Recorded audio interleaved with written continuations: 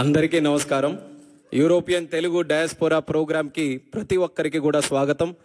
వేదికను అలంకరించిన మన అందరి అభిమాన నాయకుడు, నవ్యాంధ్రప్రదేశ్ నిర్మాత, తెలుగు వారందరికీ కూడా ప్రపంచంలో ఎక్కడ ఉన్న కేర్ ఆఫ్ అడ్రస్. రియల్ లైఫ్లో మనం అందరం సూపర్ స్టార్స్ చూసాం, కానీ రియల్ లైఫ్లో మనకు అందరికీ కూడా సూపర్ స్టార్ అయినటువంటి మనకి ఆర్కిటెక్ట్, మనకి విజనరీ, అలాగే మనకి బిల్డర్, మన ముఖ్యమంత్రి వర్యులు నారా చంద్రబాబు నాయుడు గారికి, అలాగే యువగల రథసారథి, నేటి యువతరానికి స్ఫూర్తినిస్తూ ఆయన గురించి ఎన్నో మాటలు మనం అందరం విన్నాం, రేపు భవిష్యత్తులో కూడా వింటాం. అన్నిటికంటే ఆయన తాలూకా వ్యక్తిత్వం ఒక్క మాటలో చెప్పాలనంటే, ఆయన మంగళగిరిలో ఓడిపోయిన తర్వాత ఎంతోమంది ఎన్నో సలహాలు ఇచ్చారు. మీరు ఎక్కడైనా కొంచెం సామాన్యమైన తెలుగుదేశం పార్టీకి అనుకూలంగా ఉండే కాన్స్టిట్యున్సీ తీసుకోండి, ఒకే ఒక్క మాట చెప్పాడు, ఎక్కడ ఓడిపోయాను అక్కడే గెలిచి చూపిస్తాను, ఎన్నిసార్లు అయినా సరే ఇక్కడే పోటీ చేస్తాను. అలాంటిది ఈరోజు పోటీ చేసి రాష్ట్రంలోనే అత్యధికమైనటువంటి మెజారిటీతో ఈరోజు గెలుపు సాధించినటువంటి మన యువ నాయకుడు నారా లోకేష్ గారు, అలాగే మంత్రివర్యులు, మరొక డైనమిక్ మినిస్టర్, మన అందరికీ కూడా ఎంతో స్ఫూర్తినిచ్చే విధంగా ఇండస్ట్రీస్ని, ఇన్వెస్ట్మెంట్స్ని ఈరోజు ముందుకు నడిపిస్తున్నటువంటి టీజీ భరత్ గారు, ఈ కార్యక్రమంలో పార్టిసిపేట్ చేస్తున్నటువంటి ఎన్ఆర్ఐ తెలుగు కమ్యూనిటీ ప్రతి ఒక్కరికి, కేవలం స్విట్జర్లాండ్ జ్యూరికే కాకుండా యూరోప్ నలుమూలల నుంచి కూడా మన అభిమాన నాయకుడు ఇక్కడికి వస్తున్నారనంటే మనం స్వాగతం పలకాలి, ఆయనకి కలవాలని నలుమూలల నుంచి వచ్చేసినటువంటి ప్రతి ఒక్కరికి మరొక్కసారి మనస్ఫూర్తిగా నా హృదయపూర్వకమైనటువంటి నమస్కారాలు తెలియజేసుకుంటున్నాను.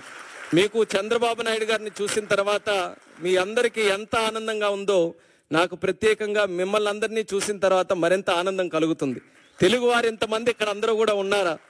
అంత సామాన్యమైనటువంటి విషయం కాదు. మన సొంత రాష్ట్రాన్ని వదిలేసి, మనకి ఎన్నో కష్టాలను ఎదుర్కొని, కుటుంబాన్ని దూరం పెట్టుకొని అక్కడికి వెళ్ళిన తర్వాత భాష తెలియకపోయినా, వాతావరణం పడకపోయినా, మరి ఎన్నో కష్టాలు అనుభవించి ఈరోజు మీకంటూ ఒక ప్రత్యేకమైనటువంటి స్థానం, ఒక గౌరవం, ఒక భవిష్యత్తు సంపాదించుకున్నారనంటే నిజంగా మీ అందరి ఆ యొక్క కెపాసిటీకి, కేపబిలిటీ, కమిట్మెంట్ కూడా మరొకసారి ఈ వేదిక ద్వారా మన తెలుగు కమ్యూనిటీ అందరూ కూడా ఇది సాధించుకొని ఇక్కడ ఉంటున్నటువంటి ప్రతి ఒక్కరికి నా తాలూకా అభినందనలు మిమ్మల్ని అందరినీ కూడా చూసి తెలియజేసుకుంటున్నాను. మరి ఈరోజు తెలుగు వారి గురించి చెప్పాలనంటే మన ఎవరికంటే తక్కువ కాదు. ఆవకాయ అయినా, ఐటీ అయినా, గోదావరి అయినా, గ్లోబలైజేషన్ అయినా, అలాగే గోంగూర అయినా, ఆంటర్ప్రినర్ అయినా తెలుగువారు సాధించలేనిది ఏది కూడా లేదు. అదే చంద్రబాబు నాయుడు గారు కూడా ఎప్పుడు కూడా మాట్లాడుతూ ఉంటారు. అది నిరూపించారు కూడా. ప్రపంచంలో ఎక్కడికి వెళ్ళినా సరే తెలుగువారు, భారతీయులు ఎలాగో కనబడతారో ఆ భారతీయుల్లో ఖచ్చితంగా తెలుగువారు ఉంటారు. ఎందుకనంటే వాళ్ళందరికీ కూడా కలుపుకొని వెళ్ళేటటువంటి తత్వం ఉంది, కష్టపడే తత్వం ఉంది, లాయల్టీ ఒకటి ఉంటుంది, అలాగే ఇన్నోవేటివ్నెస్, ఆంటర్ప్రినోరియల్ స్కిల్స్ అన్నీ కూడా ఉంటాయి. కాబట్టి ఎక్కడ ఏ ఛాలెంజ్ వచ్చినా సరే ఆ ఛాలెంజ్ని వెతుక్కుంటూ అది ఒక అవకాశంగా మార్చుకొని ముందుకు వచ్చేటటువంటిది మన తెలుగు కమ్యూనిటీ. అటువంటి కమ్యూనిటీ ఈరోజు ఒక విషయం చెప్పాలనంటే, ఎన్డీఏ ప్రభుత్వం మనం ఆంధ్రప్రదేశ్ రాష్ట్రంలో చూసాం. 5 సంవత్సరాలు కూడా ఎన్నో కష్టాలు మనం అనుభవిస్తే ఒక రకంగా తెలుగు వారందరూ కూడా రెస్పాన్సిబిలిటీ తీసుకున్నారు.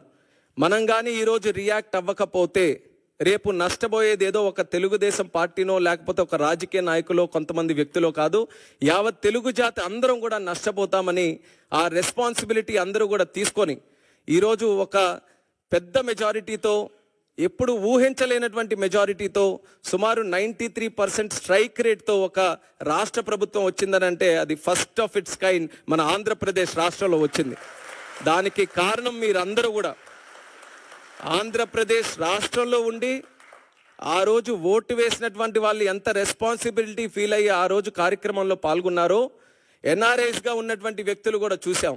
ఎన్నో మల్టిపుల్ ప్లాట్ఫామ్స్లో వాళ్ళు ప్రత్యేకంగా రాష్ట్రం వచ్చినప్పుడు కానీ, సోషల్ మీడియా ద్వారా కానీ, ఫోన్ల ద్వారా కానీ, లేకపోతే వాళ్ళ కంట్రీలో ఉన్నప్పుడు వాళ్ళు అనేక కార్యక్రమాలు చేసి కానీ వాళ్ళందరూ కూడా రెస్పాన్సిబిలిటీ ఫీల్ అయ్యి మీరందరూ కూడా అందులో పార్టిసిపేటివ్గా ఆ ఎలక్షన్స్లో పాల్గొన్నారు. కాబట్టే హిస్టారిక్ మెజారిటీ మన రాష్ట్రంలో చూసాం. ఆ మెజారిటీ ఎలాంటిదంటే కేవలం రాష్ట్రంలోనే హిస్టారిక్ కాదు, దేశంలో కూడా ఒక పలంగా మళ్ళీ ఎన్డీఏ ప్రభుత్వం ఈరోజు ఏర్పడిందనంటే అది తెలుగు వారి పవర్తోనే అనేది మనం అందరం గుర్తుపెట్టుకోవాలి. అలాంటి ఎక్స్ట్రాడినరీ విక్టరీ మీరందరూ కూడా కల్పించారు. అది ఎందుకు చెప్తున్నానంటే మళ్ళీ మనం ఆ రోజులు గుర్తుపెట్టుకోవాలి. ఏం జరుగుతుందా అని భయపడుతున్నటువంటి రోజుల్లో ఒక కన్ఫ్యూజ్డ్ స్టేట్లో అందరం కూడా ఉన్నప్పుడు, ఏమీ తెలియనటువంటిది అసలు భవిష్యత్తు ఎలాగుంటుందో ఒక కన్ఫ్యూజన్ ఉన్నప్పుడు కూడా అందరూ కూడా కలిసి కట్టుగా మీరందరూ కూడా కలిసి ఒక పని చేస్తే దాని రిజల్ట్ ఎలాగుందో మీరు అందరూ కూడా చూశారు కదా జూన్ 4వ తేదీన. అది మన అందరికీ కూడా స్ఫూర్తి. రేపు కూడా మనం ఏదైనా ఒక లక్ష్యం మనం సాధించాలనంటే మనం చేయాల్సిందంతా అందరం కూడా ఐకమత్యంగా కలిసికట్టుగా లక్ష్యం వైపు చేస్తే అది ఎంత పెద్ద కష్టమైనటువంటి పని అయినా సరే అది ఖచ్చితంగా సాధించగలమనేది మొన్న జరిగినటువంటి ఎలక్షన్స్ ఆ రిజల్టే మనందరికీ కూడా ఒక ఇన్స్పిరేషన్ అనేది కూడా ఈ సందర్భంగా తెలియజేస్తున్నాను. ఆ ఎలక్షన్స్లో ఏ రకంగా మీరు అందరూ కూడా పార్టిసిపేట్ చేసి ఈరోజు ఇంత చక్కగా ఒక ప్రభుత్వాన్ని ఏర్పాటు చేయడానికి మీరు అందరూ కూడా కృషి చేశారో, this is the time that we give back to you, to give back to the whole Telugu community. ఆ ఉద్దేశంతోనే ఈరోజు దావోస్ వచ్చి, సాధారణంగా ఏం చేయాలి దావోస్ వచ్చిన తర్వాత ప్రపంచం నుంచి ఎవరెవరు వస్తున్నారో వాళ్ళందరికీ కూడా కలవాలి. కానీ చంద్రబాబు నాయుడు గారి ఉద్దేశం ఎక్కడికి వెళ్ళినా ముందు మన తెలుగు వాళ్ళతోనే శ్రీకారం చుట్టాలి, తెలుగు వాళ్ళతోనే కలవాలి. మనం ఈరోజు ఆంధ్రప్రదేశ్ రాష్ట్రాన్ని బ్రహ్మాండంగా వరల్డ్లోనే ఒక నెంబర్ 1గా తయారు చేయాలనంటే ప్రపంచంలో ఉన్న వ్యక్తులందరినీ కూడా తీసుకొని రావడమే కాదు, తెలుగు వాళ్ళలో కూడా ఆణిముత్యాలు ఎవరైతే ఉన్నారో వాళ్ళను కూడా మళ్ళీ ఇంక్లూడ్ చేసుకొని వాళ్ళను కూడా మళ్ళీ తీసుకొని రావాలని ఈరోజు బ్రహ్మాండంగా ఈ కార్యక్రమం కూడా పెట్టడం జరిగింది. Very inspirational program. ఇది ఖచ్చితంగా ఒక మంచి రిజల్ట్స్ భవిష్యత్తులో ఈల్డ్ చేస్తుంది అన్నటువంటి నమ్మకం ఉంది. మా నమ్మకం అంతా ఒక్కటే, the one and only man Chandrababu Naidu గారు. ఆ వ్యక్తి రాజకీయాలు ఎప్పుడు మొదలుపెట్టారో తెలుసా? 1978లో. 78లో ఆ లిస్టు తీసుకోండి.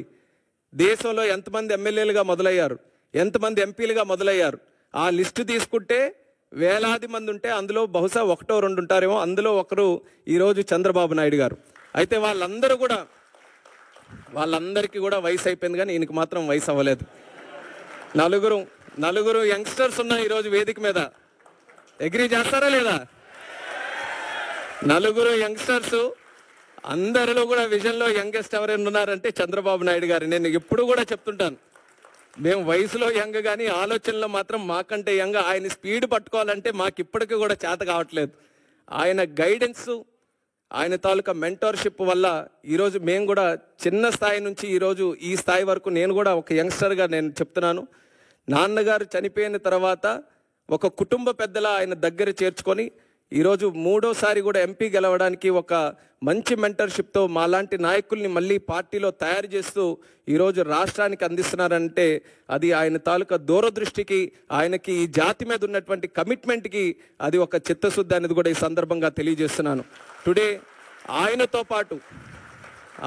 పాటు స్విట్జర్లాండ్ లాంటి దేశంలో ఆయనతో పాటు ఒక వేదిక పంచుకొని ఆయన ద్వారా పెరిగినటువంటి ఒక నాయకుడిగా భారతదేశంలోనే అతి చిన్న వయసులో ఉన్నటువంటి ఒక క్యాబినెట్ మినిస్టర్గా ఆయన పక్కన కూర్చున్నారనంటే అది ఆయనకున్నటువంటి విజన్ అనేది కూడా ఈ సందర్భంగా తెలియజేస్తున్నాను. ఆ విజన్ ఈరోజు నేను ఏ రకంగా అయితే ఆయన నమ్మి ఆయన తాలూకు ఆలోచనలకు అనుగుణంగా ముందుకు నడిచానో మీ అందరికీ కూడా అదే తెలియజేసుకుంటున్నాను. ఆయన ఆలోచనలు కానీ మీరు స్వీకరించి ఆయన ఏ మాటలైతే మన కోసం చెప్తున్నారో అవి అంగీకరిస్తూ దాని వైపు మనం అడుగులు వేస్తే మీరు కూడా ఎక్స్ట్రాడినరీ రిజల్ట్స్ మీరు అందరూ కూడా మీ తాలూకా ప్రొఫెషన్లో మీ జీవితంలో ఖచ్చితంగా సాధిస్తారు. మనకందరికీ కూడా ఇటువంటి నాయకుడు ఉండడం మనం చేసుకున్నటువంటి అదృష్టం. అది ప్రతి ఒక్కరూ కూడా సద్వినియోగం చేసుకోవాలి.